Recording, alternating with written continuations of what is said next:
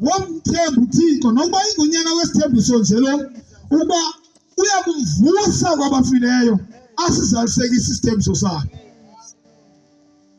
Achaze ke indima zokholo athi afike kwindima yokuba uSara wayeselegqithile exesheni lokufumana umntwana, kodwa uAbraham wamthemba uThixo nenyama yakhe seyingasavumi naye semdala, kodwa wamthemba uThixo ngenyama yakhe uba unako uThixo ukugqitha ngapha kwemithetho yendalo ayenze into afuna ukuyiphumeza. Ukholo luhamba kwezo ndawo. Bantu basekhaya, ukukholwa akwahlukile nje ekuhambeni icawa. Bantu basekhaya,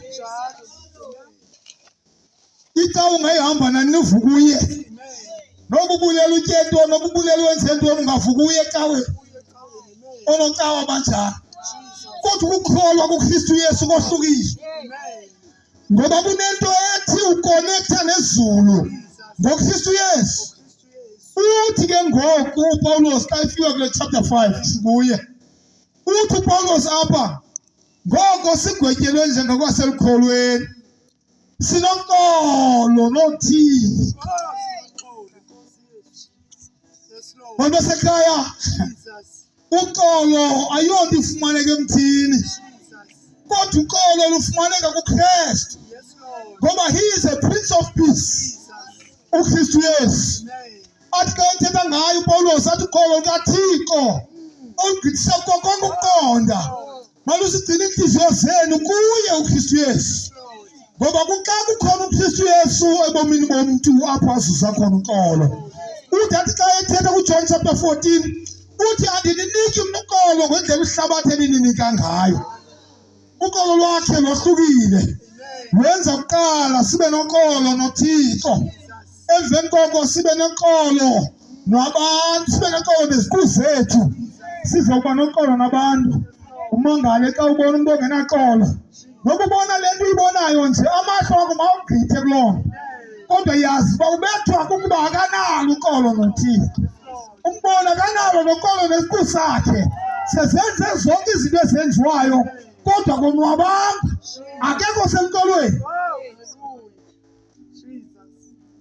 Thina ke siyambulela uThixo ngoba wayityhila le nyaniso yokuba kusekhona unkolo kwaye luyafumaneka ngoKristu Yesu, ngoba sagwetyelwa ngaye uKristu Yesu wazithatha izono zethu ukuze sikolelwe. uThixo xa esijonga angabi sasibona imeko yethu yangaphambili, abone uYesu ebomini bethu, abone umsebenzi esiwenzelwe nguNkosi Yesu.